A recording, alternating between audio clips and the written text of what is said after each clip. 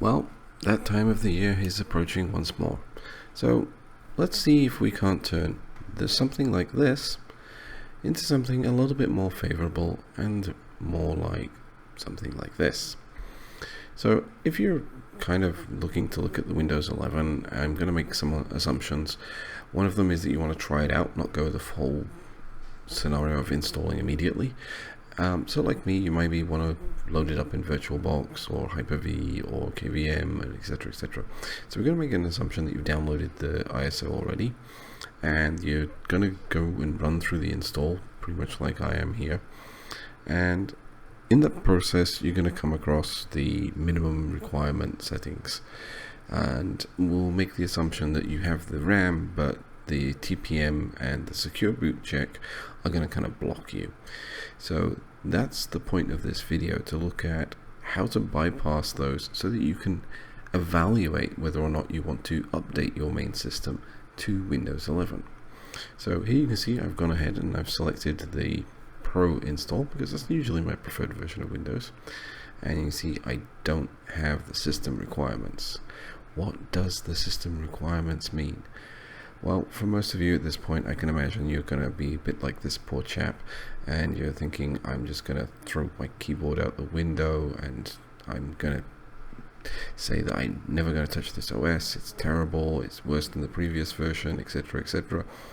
And for the most part, that would be untrue, because it's not. I've tried it. But you do need to make some changes, so press the Shift key plus the F10 key and a command prompt will pop up. Open regedit. Navigate your way down to the H key local machine, system and setup, and create a new key. The new key you're going to create is called labconfig with a capital L and a capital C. Next up, we're going to create a couple of subkeys. Now, the first one of these is bypass TPM check. Now that's with a capital B, capital T, P, M and C. And this bypass TPM check, we're going to go ahead and enable it with a value of 1. So basically to say bypass is enabled. If it was a 0, then it's disabled. And that's effectively going to bypass the TPM check.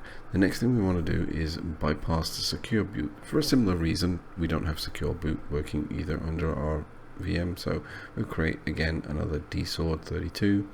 We're going to call it bypass SecureBoot with a capital B, capital S, capital B again, and capital C.